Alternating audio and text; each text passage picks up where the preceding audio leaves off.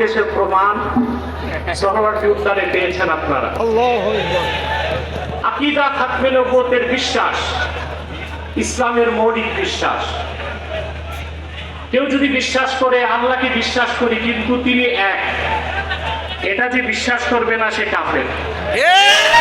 মুহাম্মদ সাল্লাল্লাহু আলাইহি সাল্লাম আল্লাহর শেষ নবী, এই কথা যে বিশ্বাস করবে না সে কাফের। তাকে যে কাফের বলবে না সেও কাফের।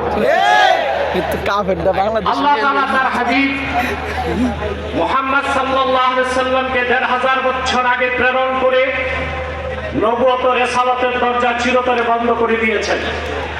ওনার পরে আজ পর্যন্ত কোন প্রকারই নবী কিংবা রাসূল আসে নাই, এখনো নাই, কিয়ামত পর্যন্ত আসবে না। এটাই খাতমে নবুয়তের বিশ্বাস। এই বিশ্বাস ছাড়া কেউ মুসলমান হতে পারে না। আমাদের দেশে যারা প্রচলিত রাজনীতি করে তারা সেকুলার রাজনীতির দোহাই দিয়ে কাদিয়ানীদেরকে অমুসলিম ঘোষণা করতে চায় না। তাদের কাছে আমার প্রশ্ন, সেকুলার রাষ্ট্র আর গণতান্ত্রিক রাষ্ট্রের শুধু কাজ অমুসলিমদের স্বার্থ রক্ষা করা, আর দেশের প্রকৃত মালিক যে মুসলমান, যাদের ট্যাক্স আর ভ্যাটের টাকায় সরকারের মন্ত্রীদের গাড়ির পেট্রোল জ্বলে, সে মুসলমানদের মৌলিক দাবি আদায় না করা হয়, যে সংবিধানে সেই সংবিধানও মানি না, সনদও মানি না। প্রিয় বন্ধুগণ, খাতমে নবুয়তের জিহাদ সবচেয়ে বড় জিহাদ। খাতমে নবুয়তের আন্দোলন সবচেয়ে বড় আন্দোলন। আপনারা আগেও শুনেছেন রাসূলুল্লাহ সাল্লাল্লাহু আলাইহি সাল্লামের জামানায় 10 বছরের যুদ্ধে ইসলামের পক্ষে এবং বিপক্ষে মোট মানুষ নিহত হয়েছিল 1018 জন। আর সিদ্দিক আকবরের জামানায় মুসাইলামাতুল কাজ্জাবের বিরুদ্ধে যে অভিযান হয়েছিল সেই যুদ্ধে 1000-এর উপর সাহাবী শাহাদাত বরণ করেছিলেন। যুগে যুগে মিথ্যা নবুয়তের দাবিদাররা যখনই এসেছে উম্মতের মুসলমান তরবারি দিয়ে ফায়সালা করেছে। ইসলাম পরিপূর্ণ হওয়ার হাজার হাজার বছর পরে ইংরেজ আমলে এক শয়তান, ইংরেজদের পা চাটা গোলাম মির্জা গোলাম শয়তান কাদিয়ানী নবুয়ত দাবি করেছিল। তাকে আমি গোলাম আহমদ বলি না, কাফের কখনো গোলাম আহমদ হতে পারে না। কাজ্জাব কাদিয়ানী ছিল গোলাম শয়তান কাদিয়ানী।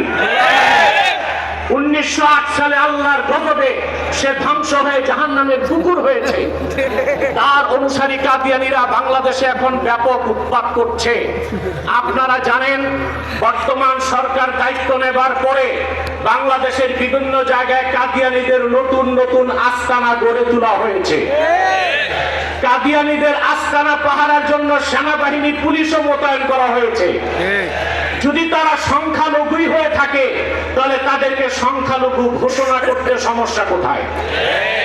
এদেশে তো হিন্দু বৌদ্ধ খ্রিস্টান আছে, আমরা কি তাদেরকে অমুসলিম দাবি করো বলি? তারা অমুসলিম পরিচয়ে আছে। তাদের উপাসনালয়গুলোকে আমরা মসজিদ বলি না, গির্জা বলি, প্যাগোডা বলি, মন্দির বলি। কিন্তু কাদিয়ানীরা ইহুদিদের চেয়ে নিকৃষ্ট কাফের, তারা জিন্দিক। জিন্দিক বলা হয় সেই কাফেরকে যে প্রকাশ্য কাফের নিজেকে দাবি করে মুসলিম।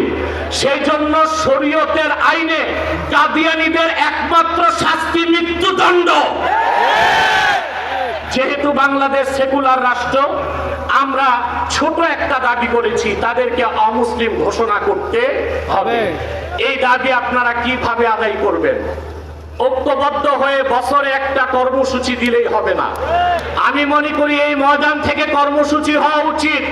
কুখ্যাত কাফের কাদিয়ানীদেরকে রাষ্ট্রীয়ভাবে অমুসলিম ঘোষণার দাবি আদায় করবে, হোক বিএনপি হোক জামাত, যে ঘোষণা দিবে তাকেই নির্বাচিত করে বাংলাদেশের ক্ষমতায় পাঠানো হবে।